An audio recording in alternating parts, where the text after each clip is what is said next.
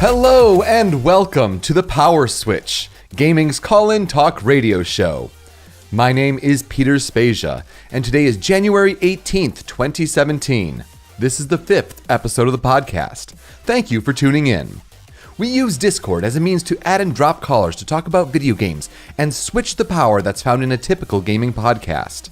You can join our server to participate during recordings at rhymeswithasia.com/call. I am happy to confirm that you can now subscribe to the PowerSwitch on podcast services such as iTunes, Google Play, and Stitcher. And if you could be so kind as to leave a review, that would really help as well. Now, if you're new to the show, we're hoping to have these podcasts happen at least every weekend, but also during certain weekdays, generally lining up with the evenings of when big game news breaks. Now, first I'll open the show with about 10 minutes of conversation about the show's main topic. Then, after a small commercial break, we'll set up callers to join the show to either discuss the show's main topic or bring up any gaming question of their own choosing.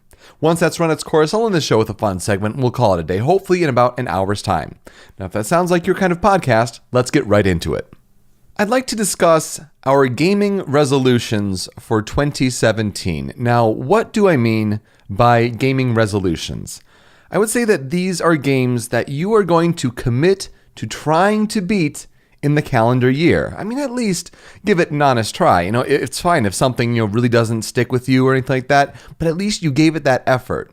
And usually these are games that, it's meant to weed out the backlog as a goal to tackle specific games, but it's also more of kind of a way to tackle games that have just, totally passed you by, like they're in your blind spot in a way. They're like, how have I never played this game before? Like, this is a way to say, I'm going to commit to playing this game this year. I'm going to try to beat it because this game deserves my attention. So I think it's important to focus on games that you weren't just going to play anyway. So for example, I can't wait for Persona 5. I've pre-ordered that game. I cannot wait to play it. As part of my gaming resolutions for 2017, I'm not going to say, yeah, I'm going to beat Persona 5. I'm going to do that anyway. So this is more just games that you're not going to normally play, but you're making that extra effort to commit to playing. So if that makes sense, I have 5 gaming resolutions for 2017 that I'm going to commit to. At number 5, it's Doom, last year's release, 2016. Not necessarily just, the old school, but, Doom 2016 passed me by. It's up there with the different games of the year, all the different honorifics that, games got during this past year in 2016.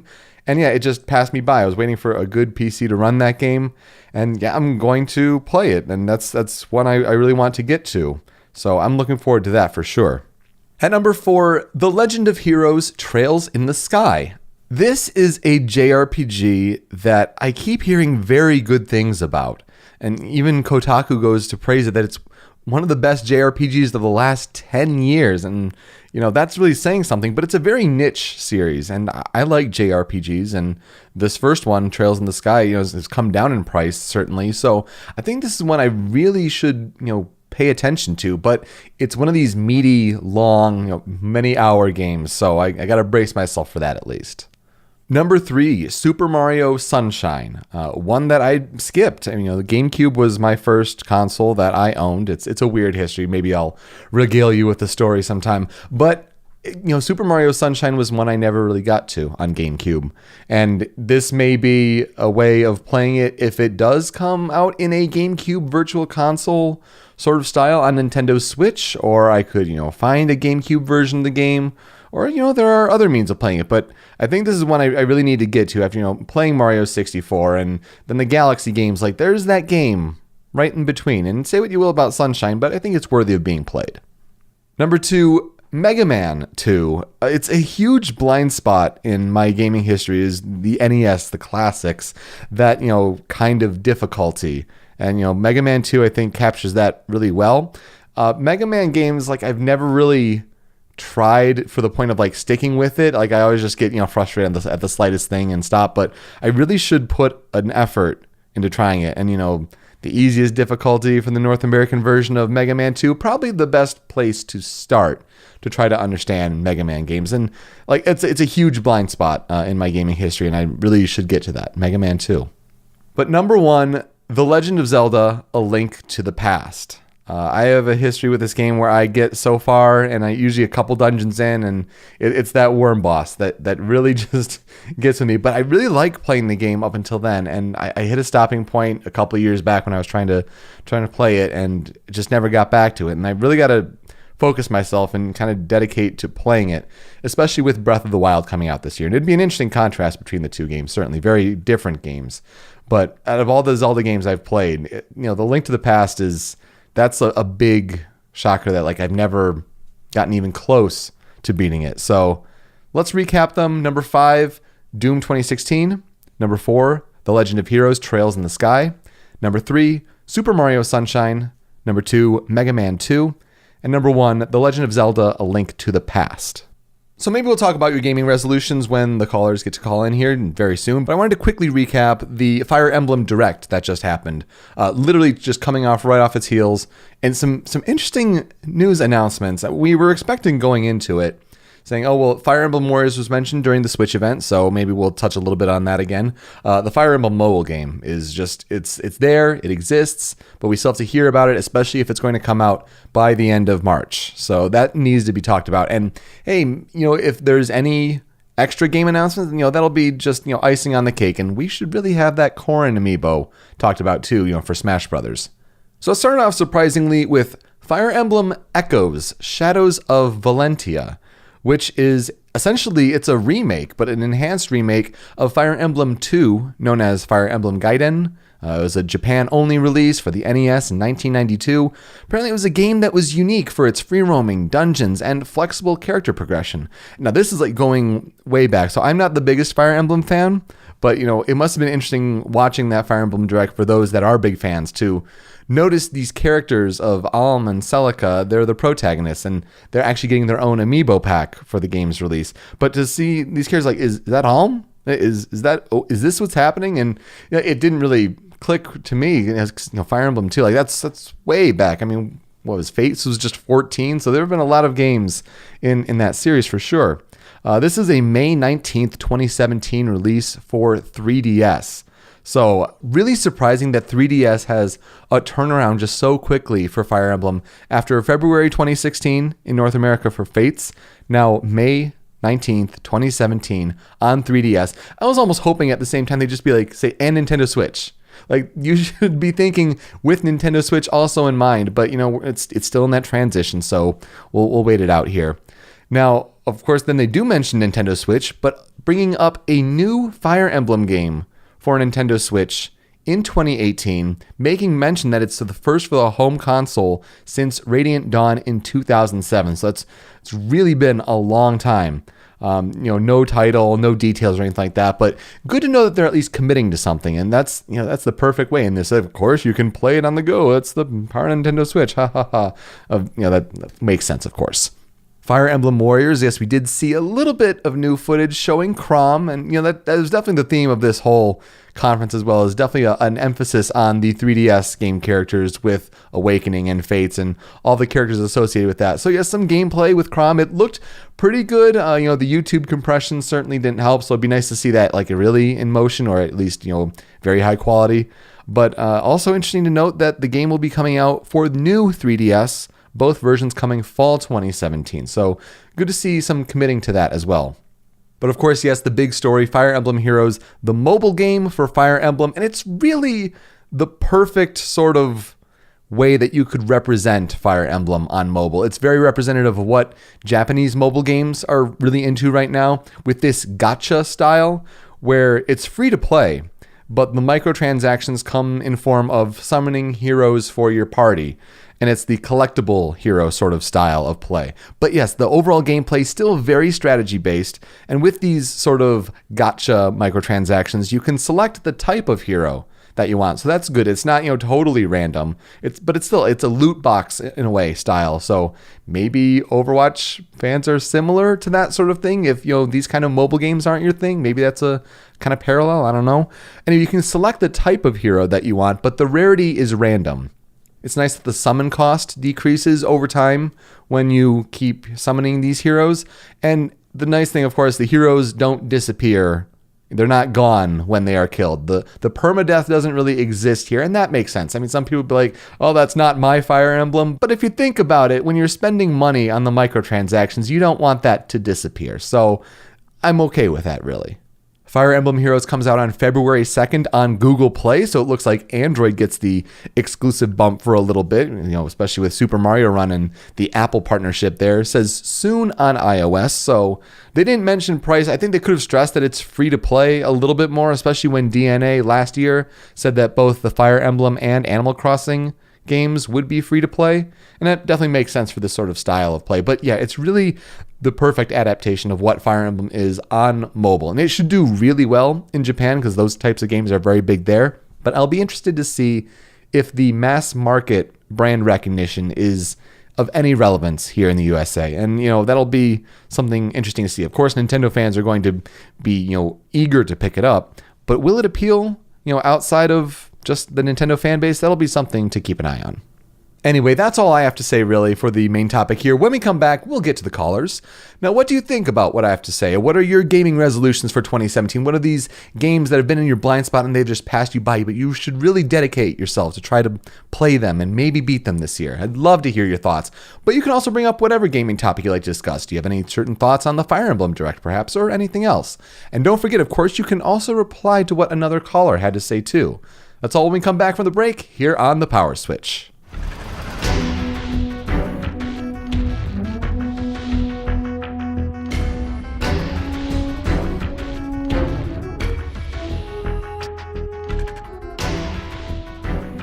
Welcome back to the Power Switch. Let's get to your calls and maybe we'll hear about your gaming resolutions for 2017. Yvonne from Illinois, welcome back to the Power Switch. Hello, how are you? Hey, good to hear you again. What's up? I'm good. So as you saw, I have a lot, like a big backlog. I'm probably just going to list a few and then, we can get into whatever clicks with both of us or, whatever you have opinions on. And yeah, definitely. Yeah. So I have, for PS4, I got Doom, Bloodborne, Ratchet and Clank, and those are like the three. I have Uncharted 4, then I have to play Uncharted 1, 2, and 3, and the trilogies on PS3, which that leads to PS2, which I have the Uncharted series, and then I have Sly Cooper, Kingdom Hearts, Tales of Symphonia, so many titles. Infamous, I got Infamous back, and then Xbox One.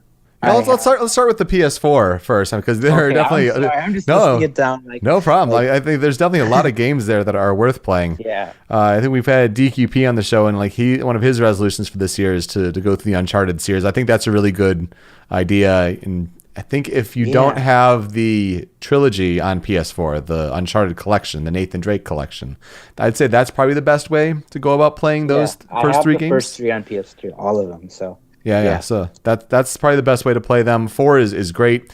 I played Ratchet and Clank last year. I really enjoyed it, but it got to the end where I felt old playing the game because the way you have to control during the final boss, my hands started cramping up, and it's just man, I feel like I'm getting old to play games. I was going to ask Alex about it, but I didn't want to. Alex O'Neill. Yeah. Because I heard, it's actually funny because that's how I got introduced to this show, is because he mentioned that he was doing a podcast recording and mentioned how you basically inspired him to do one of his shows. So I checked you out, and yeah.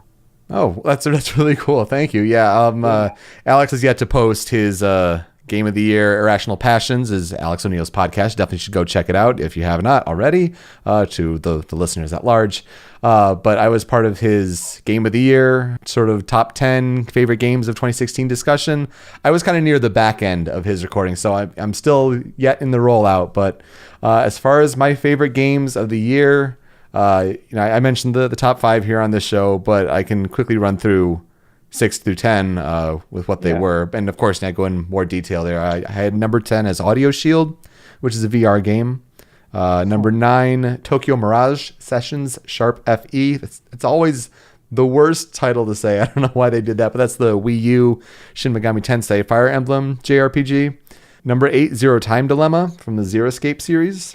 Number 7, Jackbox Party Pack 3. And number 6, Batman Telltale series. Otherwise, the top 5, Phoenix Wright, Ace Attorney Spirit of Justice, Inside, Pokemon Sun and Moon, Final Fantasy 15, and Uncharted 4, A Thief's End. So, yeah, I mean, I did enjoy a lot of games last year, but there are certainly ones left off the list. But, yeah, if you want to hear that discussion, maybe by the time this is out, I'll be out on Irrational Passions' top 10 I will from 2016. say, Telltale Batman was great. It was really good. Pretty good. Yeah, it was very, Not very as good as Arkham. I don't think anything Batman will ever live up to the Arkham trilogy. And I may sound like an Arkham fanboy, but I just think that's really hard to top. I would love to see what they do with Superman. Yeah, that would be really interesting. I do wonder what Rocksteady's next big project will be, PSVR aside. It'll be tough because, you really got that feeling of being the Batman and, controlling the combat that was, so revolutionary at the time. But yeah, it'll be tough to beat the Arkham games. That's what I was going to say. Speaking of Arkham, that's another thing in the backlog. I've played all 3, beaten the story mode, but not all the side missions. And if I were to rank him, I'd rank him like City, Asylum, Night, from best to like least best. They're all great games, though. Yeah. That's why I want 100% it. And I want to try at least get all the trophies, the Riddler trophies. I'm probably going to go nuts. But it's a game I really enjoyed, and I haven't played in a while. And on top of that, then I just realized I'm midway through the story, and I'm like, crap, I didn't download the Catwoman deal. Oh, yeah. Oh, gosh, that's a relic from a time when that was, like the season or the online pass essentially equivalent. They should have included this. It's just bizarre. And same thing with Arkham Knight with the DLC. Not to get to it, that's a whole nother subject. But they should have included the Season of Infamy stuff. What was that? Yeah, for sure. I didn't even play it because I wanted to, but I refused to get it, even though I already supported them. But I got no internet. And then after I learned what we got, anyways, it was kind of felt stupid that I even bought it because it was just tracks and all the DLC was really short, Mm-hmm. Yeah. I really overall liked Arkham Knight, but just way too much Batmobile stuff. Yeah. Oh my God, yeah. The driving's fine. It's the Firefly side missions and the Riddler stuff does well with that, but the tanks, God. Yeah, the Cobra tanks were nonsense, especially when they're throwing 7 at you, and it's like, good luck. That was so stupid. Yeah. Great games, though. Great games, though, for sure. As far as your backlog goes, though, I mean, a lot of great ones. Sly Cooper, a fantastic series. I really liked Thieves in Time. Yeah, I have the HD collection. I beat not Thieves in Time. What was the first one? Thievius Raccoonus, yeah. Mm-hmm. I beat that. Such a fun game. I'm on the second one, and I think I'm on like the second world of, I think his name's Rojan. He's like the tiger. Yes. Spike stealing guy or whatever. So I have to play 2. I'm really looking forward to playing 3 because 3 sounds really fun from what I've heard about the bosses and the worlds and stuff. Yeah, they really just kept getting better for those first 3, and it was a really fun adaptation for Thieves in Time, number 4. It ends on a cliffhanger, and so a lot of Sly Cooper fans are really waiting on 5, and so every E3 rolls around. I was that question about, with Thieves in Time, number 1, is that worth getting, you think? Yeah, I think so. It's pretty good, you think? Or I think it was worth getting, especially if you really like the Sly Cooper gameplay. Like it's more of the same, and it has a nice sort of gameplay flow to it. Because the other thing I was going to say is, as we know, Sucker Punch, they haven't announced what they're working on yet. So hey, maybe it's PS4 Sly Cooper. Who knows? Probably not. But I really don't think it is. I don't want to get up the hypes of Sly Cooper fans, but see what it looks on PS4. But yeah, probably not. Might not be I wouldn't say not the smartest move. Like I said, we'll see. That'll be for E3 predictions. There you go. I mean, Sanzaru did a really great job, though, with Thieves in Time. So, yeah, I mean, lots of great games. I mean, I'm not one for the Souls type of games, but, people love Bloodborne. And it's still a great game. I like that game because that's another part of my gaming resolutions is being a more patient gamer. Because, as you know, I have a bad attention span, I've mentioned. I don't play a lot of games. I like to look at the behind-the-scenes games or hear people's opinions. But I feel like I don't play as much games, and that bugs me a lot because I like the industry, what goes on, and, what doesn't go on that's bad is interesting conversation too. Mm-hmm, yep. But it's like paying attention to it. But I feel like I don't pay attention as much to the games themselves, and that really bothers me. So I want to, change that as soon as possible. I've gotten better at that. But Bloodborne, what I like about that and Mega Man, because you mentioned Mega Man 2. I have Mega Man 9 Okay, downloaded on yep, my yep. PS3 and 10. And I remember when I first played Mega Man, I'm like, this game is so hard. I'm never going to play this again. And then I'm like, you know what? I'm going to try playing this. But I got in some mindset where I'm like, maybe I don't have to enjoy the games from being good at them from that standpoint, but learning these games is fun. And sure enough, I progressed a bit further and I realized the biggest part is Mega Man. That's the problem. And I think once it's, taken care of and you understand it more, that's the jumps. Mm-hmm. Getting hit isn't as bad as when you jump and make a miscalculated jump and you fall into spikes. It's so frustrating. Right. And then with Bloodborne, I just like it because the problem solving of I attacked this enemy this way and it got me killed. Maybe I can use this item, or I can lay off on these hits. It's part of it's a big patience test too, because when I attack the bosses, I'm like jamming, like spamming the attack button and just going crazy, and then I get poisoned. Yeah, that's the way you'll get punished. Out of all the PS4 games, though, I'd say it's kind of cheating because of their collections, but I'd say go for the Uncharted collection and the Sly Cooper collection. Those would be my recommendations. And definitely, I definitely need to play Doom, because you mentioned that. Oh, yeah. Oh, for sure. Yeah. That's fun. Doom and Ratchet, like I said. Kingdom Hearts. Is Kingdom Hearts a game you ever played before? Oh, gosh. Love Kingdom Hearts. Yeah. Love Kingdom Hearts. The only problem, the beginning, I don't like how the beginning's really slow, and I haven't gotten past that. And I'm just like, I want to get to all this cool part, but I have to do the beginning, and I don't know how long it is and how slow I'll tell you, the first time I played Kingdom Hearts, I got stuck early on, and for the first Kingdom Hearts, the gummy ship, which is, I don't know if you've gotten to that part yet, but the way that you transport between the Disney worlds, like it's a little rough for the first game. You gotta definitely get past that. It's like original Star Fox, like almost like Super Nintendo, but like in a way worse. But you really got to fight through it, because you get to some really cool worlds, and it's definitely worth it. I think and 2 is interesting because 2's opening is infamously terrible. It's so long, but 2 is the better game, I would say. It's better gameplay, better worlds, better overall story, but God, it's an infamous opening. It's like 3 hours long at least, and confusing if you haven't played through them. But the gameplay is fun. If you're a big Disney fan, like they're a must. And then, if you enjoy those, you really need to get to Birth by Sleep. So, I mean, I don't know which versions you have, but they have the 1.5 and 2.5 coming out for PlayStation 4. Okay. On PS3. And I like Disney. I'm starting to get more of an appreciation for animation as I get older, but I'm not crazy about Disney. It's more because the game just looks really cool. Mm-hmm. Like the art style and stuff. Yeah. It just looks like a fun hack and slash. I do like the ideas of hack and slashes when I'm just kind of bored, and it also has a story to it. So it's a story, but it's not completely mindless because of that. And then you do the hack and slash, and kind of, I don't know if it's repetitive hack and slash though. No, I'd say it's really fun. You have definitely a variety of enemies, and it feels good to land those hits. There's definitely enough depth to the combat. It's just really fun and engaging, and the story is definitely one of those that ranks up when you talk about most complex canon. Just when you're talking like Metal Gear Solid and Halo might even be just overly complex and convoluted. There's another series I don't own any. I own 2, but I refuse to play 2 now because I don't have the first Metal Gear, and I hear the story is really important. Yep, it's pretty important. I could just watch a Let's Play of one, but I don't do that much. You could. I mean, the first Metal Gear Solid, like I think I would argue it's tough to go back to the PS1. Like if you're used to modern game design, you could get away with Twin Snakes on the GameCube, but that's a little tougher to find. But there's also the PS3 collection, the Metal Gear Legacy collection. So like it's all the games, like the first 4 for pretty cheap. So. Yeah, I have so many. Tales of Symphonia, I hear, is really good as well.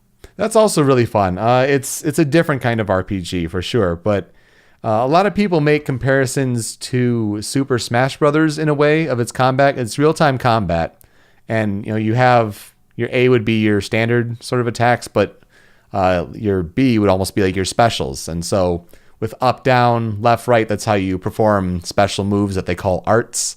But otherwise, like A would be your sort of attack. The Tales games have kind of evolved over the years, but it's like a 2.5D sort of battle system, but you can like run around the opponents, so it's not totally 3D. It's this unusual perspective, but you can keep it locked on a 2D plane if you really wanted to. But it's good. It's not like a, because I want to try out turn-based stuff, but I'm not as crazy about turn-based as I am like real time. Yeah, and Tales is definitely real time. So you block in real time, you're attacking in real time, and it's not like the fake real time where it's trying to give you the illusion of real time, but it's still strictly numbers based. Like no, it's really fun, and definitely if you're like an idea of a real time RPG, I mean, definitely go for Tales. Anything else that's really itching on your backlog that you think you might want to try to get to this year? I'll try to name at least 3 more because there's a couple, but I don't want to take up the whole time. Shantae, I got Shantae Half Genie Hero. Yep. DuckTales remastered. That's supposed to be really good. I've never same developer. NES stuff. Way Forward, right? Yep. Mm-hmm. Yeah, and then I got Sunset Overdrive. Great game. Okay. Fun game. Yeah. So point is, I have a ridiculous amount of games. So it sounds like what you've said is Uncharted, and then those 2 RPGs, Kingdom Hearts and Tales. Yeah, and then W Sly Cooper too. I think that'd be also a way to go. Yeah, that's the thing. So many alternative branches of what to play and what to play after. So yeah, and they're long games too. I mean, especially when you're talking about those collections and whatnot. But it's definitely worth it. Yeah, RPGs. Yeah, I think a lot of us have really long backlogs, but it's a matter of just prioritizing what we want to play, knowing the kind of genre of games that we'd like to play, something that would appeal to us. Certainly hearing recommendations from friends always helps. But yeah. It's also finding the time, as we're getting older and finding the time, and everything in moderation, of course, but pacing games out with the rest of our priorities in life. But to make games a priority, to try to get to play games, and to prioritize what games to play. I think that's why the last several years I've done these gaming resolutions, and it's something to remind me to go back and see, like, if I'm just like, oh well, there's nothing to play, like something to motivate you to go and try to play something. But until then, they can find you at punkfan97 on Twitter, right? On Twitter, yeah. Excellent. Well, Yvonne, thank you so much for calling in. Really appreciate the time. Yeah, no problem. Bye. Over in Colorado, ZeroRanma, welcome back to the PowerSwitch. Yo. Hey, what's up? Well, this thing happened like 1 hour ago. It was Fire Emblem Direct. It was pretty soon. Yeah, so it was interesting. We were kind of hanging out in the Discord channel, which could do, and we were both in our general chat room, just kind of reacting to the Direct as it's happening. So I'm glad you could stick around and we could kind of talk about it a little bit. Yeah, get our proper reaction after like a few minutes of just digesting all that info. Yeah, there was certainly a lot of it. So what really stuck out to you? All right, well, the first thing that they showed is definitely what I consider one of the biggest positive news we could get from that, which is Fire Emblem Echoes. Yeah, getting a brand new game on 3DS that's only a few months away, and honestly, good on them for keeping the surprise. That's like a big thing in today's world. Like there was literally no clue about a new Fire Emblem game like this coming out anytime soon, much less 4 months from now in America too. Yeah. We don't have that buffer between like 6 months for like Fates. It being a remake probably really helped with that. I'm sure they had people at Intelligent Systems probably working on it, whether it's in the background or when people are doing localization for Fates, starting that work there. It is a little shocking for such a quick turnaround, and not only that, but just how big Fire Emblem has gotten for Nintendo. Between Awakening and Fates, like it's sold so well that now we have 3 Fire Emblem games in 2017. It's pretty amazing, and it'll be a big year for them. It's kind of growing into a big franchise for sure. And I mean, I don't know much about Fire Emblem 2 or Fire Emblem Gaiden, but neither do I. Yeah, so it's out there. It's a deep pull. It's a deep cut.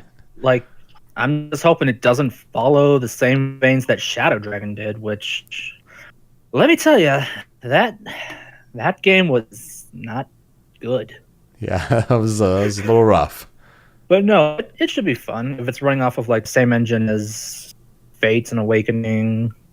Hopefully they fix a lot of the problems that Fates had, because while I love that game, it definitely had a lot of issues. Yeah. Then, we got the mystery Fire Emblem title for the Switch coming out next year. Yeah, it really is shocking how long it has been since a proper console Fire Emblem game, and it goes to show. I mean, 2007 with Radiant Dawn. I mean, yeah, that's crazy, but it'll be coming in 2018. No real details, but good to see that they're committing to something. Yeah, good to see that. No, it's not going to only be mobile. We're working on something for console. Mm-hmm. Yeah, definitely. I mean, it's also good to see more of Fire Emblem Warriors. I mean, you got Chrom. I mean, if you would call that more, but they show the kind of music style that sort of carries over from Hyrule Warriors, just applied to Fire Emblem. And got Chrom. A lot of compression on the YouTube version, so I'm looking forward to seeing like a clean, version of it. Like, I'm genuinely upset that they didn't show off Marth first, if they even will show off Marth. I don't know. Yeah, it's really interesting just to see the marketing of all the different 3DS characters. That it's like, hey, remember these, the ones that most of you have played? Yeah. Even I think that's not exactly the smartest strategy there, because Marth is the face of Fire Emblem. So yeah, for most people, I would think, and going back to even when you first heard of Marth in Melee. So that's certainly an argument that can be made. I still think you should every now and then throw the long-term fans a bone, at least. Yeah, but whatever. I'm sure we'll get more teaser trailers in the future, like we did for Hyrule Warriors. Of course, roll out the character trailers. That'll be a reliable marketing method that Nintendo can do for sure. Mm-hmm. And then like the big title that they had for this Direct, because it's the one that's coming out in like 2 weeks, Fire Emblem Heroes. It's good to see the mobile game. It's good to kind of see what the strategy is going forward. And if this is what Nintendo mobile games are going to be with their franchises, like it's been a long time coming. I think it's appropriate. When they announced that, Fire Emblem's going to do a mobile project, I'm like, okay, so it's probably going to be like the standard gacha mobile games that everyone seems to do nowadays, which is honestly the safest option. But they still kept their own special Fire Emblem twist on it with you still play on these like strategic maps. Yeah, I think it was really well done, all things considered. They need to really hit that Japanese market where those gacha games are very big. The Fire Emblem brand recognition is certainly bigger over there. And especially with the partnership with DNA, another Japanese company, I think that's a really smart thing to do. Yeah, it's just going to be interesting to see how it does over here for sure. I think including all those Fire Emblem characters, still having the battling be Fire really Emblem style. It's totally Fire Emblem, and I think they really approached it the right way. It's really well done. Yeah. Otherwise, I don't know. I guess that's about it, really, on that end, because it was only like a 20-minute Direct. It was pretty short. Yeah, it was pretty short, and they spent like half of it on Fire Emblem Heroes. Mm-hmm. What was the thing that you took out of it and enjoyed the most? Definitely Fire Emblem Echoes. Like, I enjoy playing the 3DS games because I didn't get to play much Fire Emblem in the past. When it came out on Game Boy Advance, I did play Path of Radiance. I didn't quite complete Radiant Dawn, which many of our friends have scolded me on. Then, I got Awakening like a year after it came out. Right. I was late to the Awakening party for sure. Yeah. I just enjoy playing just normal Fire Emblem games, and this should be an experience. I'm sure they'll probably have like a safe and easier mode for it. Hopefully not just Phoenix mode, which, why do they even have that in Fates? Right. But yeah, if they have like permadeath off mode, but everything else is classic Fire Emblem, like I don't even mind the durability on weapons thing. Yeah. But yeah, I'm sure it'll be fun. Definitely. No, it was a good Direct, and it was nice to see a solid Nintendo Direct, even if it's just based on a certain subset of games. But coming off of that Switch Direct or Switch event, not even a Direct, but Yeah. it was an interesting comparison between the two, and it just shows like the strict, very specific pacing of a Direct and what that can do for delivering news adequately. Yeah. Also, interesting choice making Yuri Lowenthal the narrator of the Direct. Yeah, I was going to say, when he first started speaking, it didn't totally sound like a Yuri Lowenthal sort of voice. It almost more And then sounded... it just says, narrator, Yuri Lowenthal. Yeah, so that was good. It almost sounded like my friend Phil, who does the art for this show, and it definitely sounded like his speaking voice for what it's worth. Well, ZeroRanma, people can find you on Twitter at ZeroRanma. Yep. Really, thank you again for joining. I know it's been great to have you participating, and especially in these early times of the show, but really, really great to have your opinion. Yeah, it's not a problem. Really appreciate your time. Thank you for calling in. Yeah, no problem. And over in Alaska, DQP, welcome back to the PowerSwitch.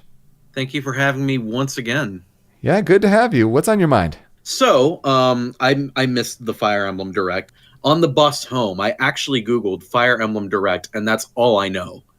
So I'm going to have to do some more research on that. I know that there's a crazy new mobile game, and they're remaking Gaiden, and but there's something that's been on my mind, and I'm going to get to it after I talk about gaming resolutions real quickly. Mm-hmm. I actually created a spreadsheet of books and games and shows that I really definitively want to finish this year. Kingdom Hearts is on there, like all of it so far, and that scares me because I've never played it before. You'll have fun with it. You just got to get past a couple slow openings for 1 and 2.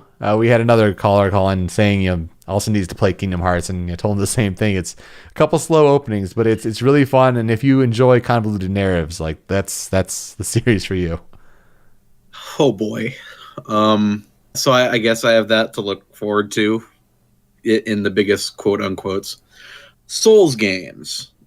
It surprises me because I adore the first Dark Souls, but it's the only Souls game that I've played so far. Maybe it's because the feeling of having to go back to the very beginning to sort of lame stats again. I mean, that's just a problem with every RPG or Metroidvania is it's difficult to go back and start a new one because then you're way back at the beginning. Right. But, I'm a little bit into Bloodborne. I also want to play through Scholar of the First Sin and Dark Souls 3 and whatever DLC comes out for that this year. I'm replaying through the Mass Effect trilogy. And this is actually going to lead directly into what I mainly wanted to talk about here. I've been replaying through the Mass Effect trilogy in preparation for Andromeda. I've been planning on doing a big old video about Mass Effect before Andromeda comes out. And Darkrai pointed out that this is like a fan picture, but it was a map comparison between Ocarina of Time, The Wind Waker, Twilight Princess, and Breath of the Wild, with Skyrim sort of thrown in there as a fun comparison. I did see that getting passed around today. That was interesting. And I'm sure it's not real at all. But compared to Mass Effect 2, which I'm playing right now at the moment, it brought up an interesting question, and that is the conundrum of companies flaunting map sizes rather than flaunting content. Yes. Because I think that, I don't know if you guys have discussed this on the PowerSwitch at all so far. It's something that has been on my mind a lot lately, because Mass Effect 2, for as much as I love it, has a lot of busy work going from place to place and scanning planet to planet and just digging for all those resources. It feels like a chore when you're not actually in a mission doing something. And my fear is that Breath of the Wild could turn out to be the same thing. Or Mass Effect Andromeda could turn out to be the same thing. If we focus too much on how big the map is and less on what's in this map. And I feel like we saw the nadir of this when No Man's Sky came out. Right. Because they were advertising, we have this universe-sized map and you can go anywhere in this gigantic world. And it came out and there was not a whole lot to do. I feel like the most interesting comparison to that would have been Mankind Divided, the new Deus Ex game. which had a very small hub world, but there was tons of stuff to do in it. And that made it feel a bit more alive. So Dark is commenting in podcast chat, Breath of the Wild is going to live or die based on how dense its world is. Absolutely. It's something I've seen company after company and developer after developer flaunt about their game. Our city is 3 times the size of the last one, and that's not necessarily a good thing, I've found. So that's just a random thought that I wanted to bring up. It's a good topic discussion, and it's something I actually discussed on another podcast. It was Millennial Gaming Speak, and we've had the co-hosts Logan and Max on the show already, and so do check that out. It's episode 76 of their show. It had a really great time. It was coming off of a Nintendo Switch chat and all that stuff, but we ended up talking about Breath of the Wild and the idea of its big map. And when you compare it to other games like The Witcher 3 and like The Elder Scrolls V Skyrim, where they talk about these big maps, but yeah, you have, quests and some collectibles here. I think my argument that I'd like to put forth is that, of course, Zelda's going to live or die based on the density of its world, but Zelda has something that the other two, being Witcher and Skyrim, that they don't. It's the puzzle solving. If you have the element of the puzzle solving and you have that fill out the world, that's something that Zelda can offer that really these other big and open worlds, quote unquote, that they don't really offer. And yeah, they can still have the collectibles. And of course, when you have things like in Breath of the Wild, they're going to have your weapons have the durability. So you have to keep picking up new weapons. You have to pick up new food to craft and to cook and give yourself new health. So there'll be lots of things to pick up, and I'm sure different collectibles throughout the world. But it's also that element of puzzle solving that I think is going to help flesh out the world, at least optimistically speaking. If you're making a huge world, you either have to have a large amount of content for it, which is actually something that Witcher 3 did pretty well, or you have to make the world fun to discover and fun to travel through, which is kind of what helps Burnout Paradise, say, get away with it. There's a fine line that Breath of the Wild is going to have to walk, and I think it'll walk it pretty well, where there's a fine line between open world and really elaborate mission select system. Yeah. Like, you know what I'm talking about? Like Yes. you pop open like Mafia 3 or Assassin's Creed 2, and you pop open your map and it looks like somebody just spat all over it. And definitely a big Ubisoft problem. I'm going through Watch Dogs 2 right now, and it's the same way. Oh boy. But that's really it, is your world ceases to become fascinating to explore and becomes more of a sort of boring menu system for just picking missions. Yeah, going point to point, and yeah.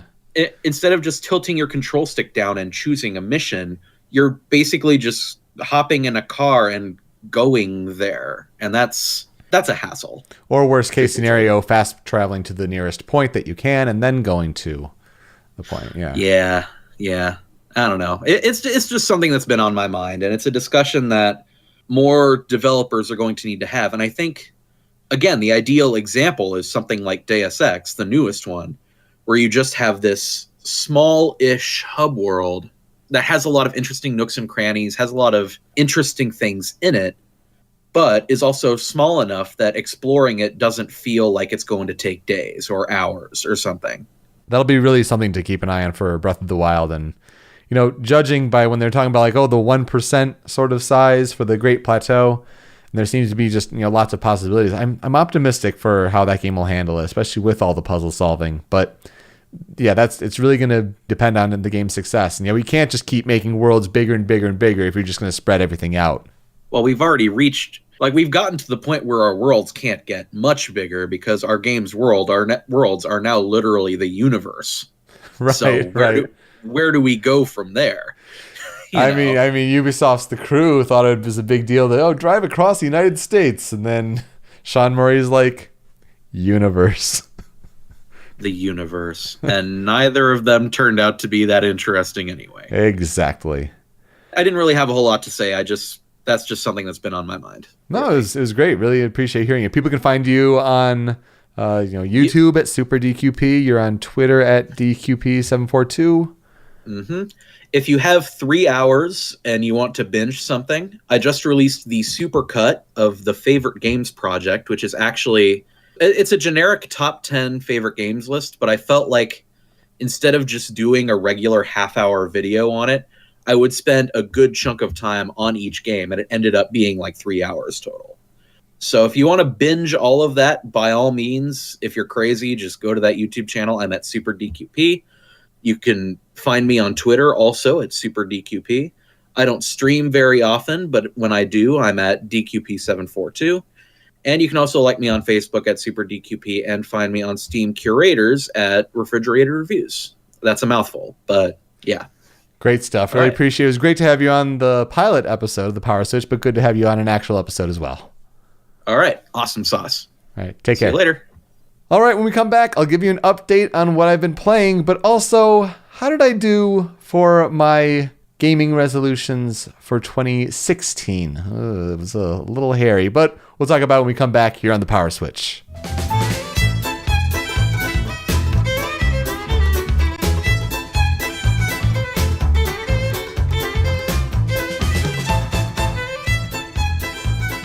Welcome back to the Power Switch. Wanted to give you guys an update on, I was playing Watch Dogs 2 last week, and I told you about how I got to this point where I was really stuck on this mission where I got to this point where I was driving a car and couldn't handle driving it in Watch Dogs 2, and it was an early mission, and it really got to me, and it hit this sticking point.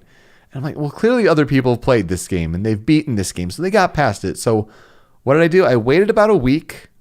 I tried it again, and I'm like, well, let's try, instead of sticking to the roads and running into trees and these other immovable objects that are keeping me locked down and the cops are swarming on me and helicopters are finding me easily on the lit streets, let's go off the grid. Let's go drive into the woods a little bit. Let's try to hide in a bush a little bit here, and then you have this laying down mechanic, so you kind of lay down in the car. Had this helicopter circling me for about a minute or so as my escaping meter was kind of running out. Just circling this car that's standing still. And, good old AI just say, oh, well, no, he must have disappeared. He's not here. We're going to go. Bye. And all right, I beat that mission I was stuck on, but really continued it, really enjoying Watch Dogs 2. Just, it's a lot better from what I could tell from Watch Dogs 1, the first one. And, yeah, really having a great time with it. About 12, 13 hours in. I just finished, for those that have played it, I finished the robots and the safe home. I kind of finished that main mission, kind of blew the doors off of that. So that's a lot of fun, really getting into it and enjoying that one for sure. But I wanted to talk about my gaming resolutions from 2016. I talked about the games I want to play this year, but what did I do about the games from last year? I had some successes, but some not so successes. So let's talk about it. I had number 5, Bastion. Really had a great time with Bastion. Played it on Vita. And I got a point where I started a little bit and take a break and then come back a couple days later. Just played the rest of it. Really got into it. Had a great time with it. Bastion's one of those great games. And gosh, it's almost like on every platform now. You really should play it. It does not take too long. Maybe it's like a 4 or 5 hour game, something like that. It was a really great time. Definitely play Bastion. Number 4, Final Fantasy VII. I had the mistake of playing the PlayStation Vita version. Figured I was traveling, I'd be on an airplane. It's using the PlayStation 1 sort of file to play the game, and it's slow. And I didn't much care for it, but I have the PlayStation 4 version. I have access to it on Steam as well. Either one of those, I really should get back to it and try again. I didn't get too far. I finished the opening mission and kind of that lull in between, right after the opening mission, talk to this girl. It's like, oh, well, I know that's Yuffie, but they're not going to tell me that's Yuffie, but okay. So I'm not too far into it. I can easily start a new save file on a newer machine like PS4 or PC that can just move that along quicker. Number 3 was Bayonetta 2, and I know they're not long games per se, but playing the Bayonetta games, obviously great music, gorgeous visuals, fun action visually, but I didn't have much fun with the gameplay. And I think that's more a personal taste, because yeah, they're great games, and that no one can deny that. But it's something that stuck with me with Devil May Cry as well, and that's Kamiya. So like his action, like I guess just doesn't click with me totally. I should watch more sort of Let's Plays for story or something like that, or maybe someone's made a movie cut of those games. Because I was playing Bayonetta, the first one, to obviously get into 2, but it really didn't click with me. I tried to go back to it several times, and it's just like it didn't really stick.